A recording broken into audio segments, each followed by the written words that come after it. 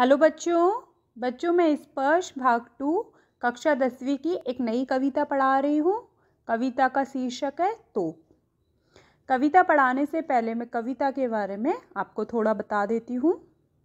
बच्चों जो ये कविता है तोप, वो कवि वीरेंद्र डगवाल जी के द्वारा लिखी गई है और इस कविता में 2 धरोहरों या प्रतीकों का वर्णन किया गया है। अब आप यह सोच रहे होंगे कि धरोहर क्या होती है। बच्चों धरोहर वह गुण, वस्तु या विचार है जो हमें पूर्वजों से मिलता है, जो हमें हमारे बड़ों से मिलता है।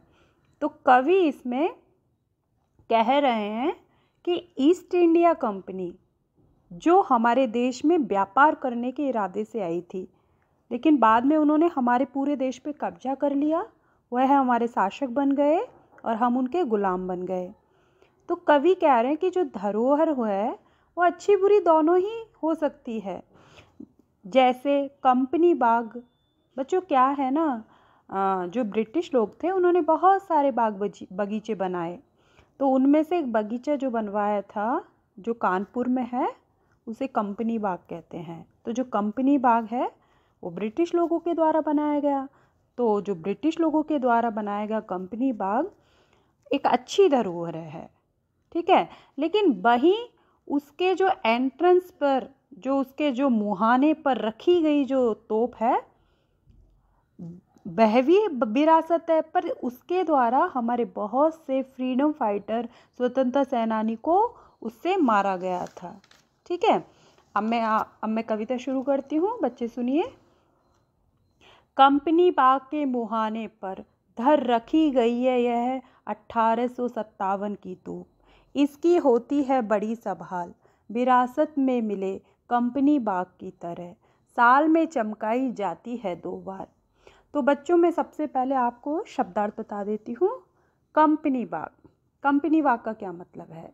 कंपनी बाग ईस्ट इंडिया कंपनी द्वारा बनाए गए बाग है। एक्चुअली बच्चों बहुत सारे बाग बनाए थे उन्होंने, बगीचे बनवाए थे कंपनी बाग की तरह ही। पर ये जो कंपनी बाग है ये कानपुर में स्थित है। और मुहाने का मतलब होता है प्रवेश द्वार, एंट्रेंस, मेन डोर। धर रखी मतलब रखी गई। संभाल का मतलब होता है देखभाल। और विरासत का मतलब होता है पूर्वजों द्वारा प्राप्त की गई वस्तुएं। जो भी चीज़ें हमें हमारे बड़ों से मिलती है उसे विरासत बोला जाता है। मैं इन कविता की पंक्तियों का भावार्थ आपको बता देती हूँ। देखो बच्चों, इन पंक्तियों में कवि 1857 के जो प्रथम स्वतंत्रता संग्राम हुआ था उसके युद्ध में जो ब्रिटिश लोगों ने जिस तोप का इस्तेमाल किया था उसका वर्णन किया गया है। तो कवि इसमें क्या कह रहे हैं, कवि इसमें कह रहे हैं कंपनी बाग के मुहाने पर धर रखी गई है 1857 की तोप। इसका मतलब है बच्चों कि जो 1857 की जो तोप है वो आज कंपनी बाग के प्रवेश द्वार पर रखी गई है, एंट्रेंस पर रखी गई है। इसकी होती है बड़ी संभाल, मतलब इसकी बहुत देखभाल की जाती है। बच्चों जिस तरह से कंपनी बाग हमें अंग्रेजों से, ब्रिटिश लोगों से विरासत में मिला है, उसी तरह तोप भी हमें ब्रिटिश लोगों से विरासत में मिली है। जिस तरह से कंपनी बाग की साल में 2 बार अच्छे से देखभाल की जाती है, उसी प्रकार तोप को भी 2 बार चमकाया जाता है। इसमें लिखा हुआ है ना कि साल में चमकाई जाती है 2 बार। तो ये तोप है जो कंपनी बाग के एंट्रेंस पर रखी हुई है, मुख्य दरवाजे पर रखी हुई है, उसे 2 बार चमकाया जाता है। अच्छा बताओ वो कौन से 2 बार होंगे, ऐसे कौन से 2 दिन होंगे जब तोप को चमकाया जाता है। तो बच्चों वह हैं, पहला है स्वतंत्रता दिवस और दूसरा है गणतंत्र दिवस, जिन्हें राष्ट्रीय पर्व भी कहा जाता है। 15 अगस्त और 26 जनवरी, इन 2 अवसरों पर इस तोप को क्या है, चमकाया जाता है। अब आप आगे की पंक्तियाँ देखिए। सुबह शाम कंपनी बाग में आते हैं बहुत से सैलानी, उन्हें बताती है यह तोप कि मैं बड़ी जबर उड़ा दिए थे मैंने अच्छे अच्छे सूरमाओं के धज्जे अपने ज़माने में। तो बच्चों मैं आपको सबसे पहले शब्दार्थ बता देती हूँ। सैलानी का मतलब होता है दर्शनीय स्थलों पर आने वाले यात्री। जवर का मतलब होता है ताकतवर, और सूरमाओं का मतलब है वीर, और धज्जे का मतलब है चिथड़े चिथड़े करना। अब आप पंक्तियों का भावार्थ देखिए कि इसमें कवि कह रहे हैं कि सुबह शाम कंपनी बाग में आते हैं बहुत से सैलानी, मतलब बहुत से यात्री इसे देखने के लिए आते हैं, सुबह शाम आते हैं, बहुत सारे लोग आते हैं कंपनी बाग में घूमने के लिए। तब ये जो तोप है वो उन्हें अपने बारे में बताती है। क्या बताती है? कि मैं अपने ज़माने में बहुत ताकतवर थी। ये लिखा हुआ है ना कि उन्हें बताती है तोप कि मैं बड़ी जबर, मतलब मैं बहुत ताकतवर थी।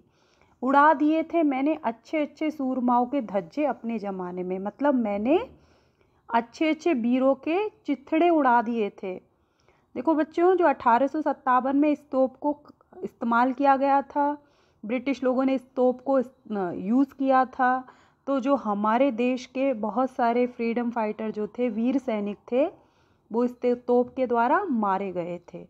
तो उस समय इस तोप का डर मतलब हर इंसान को था। आप आगे की पंक्तियाँ देखिए। अब तो बहरहाल छोटे लड़कों की घुड़सवारी से अगर यह फारिग हो तो उसके ऊपर बैठकर चिड़िया ही अक्सर करती है गपशप। कभी कभी शैतानी में वे इसके भीतर भी घुस जाती है, खासकर गौरैये। वे बताती है कि दरअसल कितनी भी बड़ी हो तोप, एक दिन होता ही है उसका मुंह बंद। तो बच्चों, मैं इसके शब्दार्थ आपको पहले बता देती हूँ। बहरहाल का मतलब होता है बुरी स्थिति, और फारिग का मतलब होता है मुक्त या फिर खाली, फ्री। तो कवि ने ये जो पंक्तियाँ हैं उसमें तोप की वर्तमान स्थिति का वर्णन किया है कि अब उसकी कंडीशन कैसी है। तो मैं इनका भावार्थ बता देती हूँ। देखो बच्चों, पहली लाइन है कि अब तो बहरहाल, इसका मतलब है कि तोप की स्थिति जो अभी प्रेजेंट में बहुत बुरी है। छोटे बच्चे इस पर बैठकर क्या करते हैं? घुड़सवारी का खेल खेलते हैं। देखो, छोटे लड़कों की घुड़सवारी से अगर यह फारिग हो तो उसके ऊपर बैठकर चिड़िया ही अक्सर करती है गपशप। मतलब छोटे बच्चे इस पर बैठकर घुड़सवारी का खेल खेलते हैं, इस पर बैठ जाते हैं। और जब बच्चे नहीं खेल रहे होते हैं तब चिड़िया इस पर बैठकर आपस में क्या करती हैं? आपस में बातचीत करने लगती हैं। ठीक है। और कभी कभी शैतानी में वे इसके भीतर भी घुस जाती है, खासकर गौरैये। और कभी कभी शरारती जो चिड़िया है ना, वो क्या करती है? तोप के अंदर घुस जाती है। और विशेषकर कौन सी चिड़िया? गौरैया। गौरैया भी बेटा एक प्रकार की चिड़िया होती है, तो वो क्या करती है? तोप के अंदर घुस जाती है।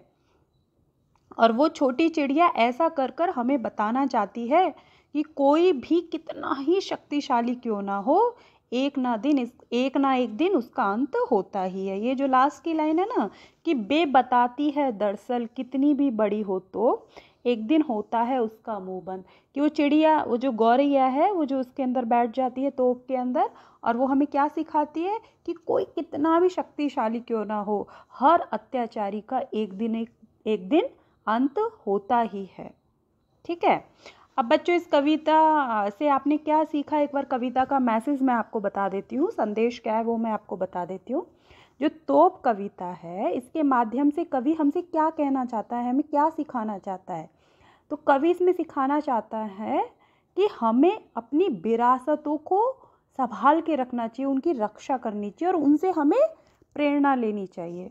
इसके अलावा हमें अपनी शक्ति और धन पर, हमें अपने पैसे पर, स्ट्रेंथ पर कभी भी घमंड नहीं करना चाहिए, प्राउड नहीं करना चाहिए, और सभी के साथ अच्छा व्यवहार करना चाहिए, विनम्रता पूर्वक व्यवहार करना चाहिए।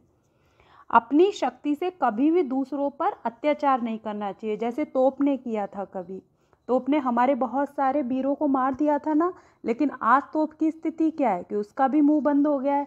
तो हर शक्तिशाली चीज़ का अंत होता ही होता है, इसीलिए हमें अपने आप पर घमंड नहीं करना चाहिए। तो बच्चों, आपको कविता समझ में आई? आशा करती हूँ कि कविता आपको समझ में आई होगी। तो प्लीज़ मेरे वीडियो को लाइक कीजिए और मेरे चैनल को सब्सक्राइब ज़रूर कीजिए। आपको आपकी पुस्तक की सारी कविताएं मेरे चैनल पर मिल जाएंगी। धन्यवाद।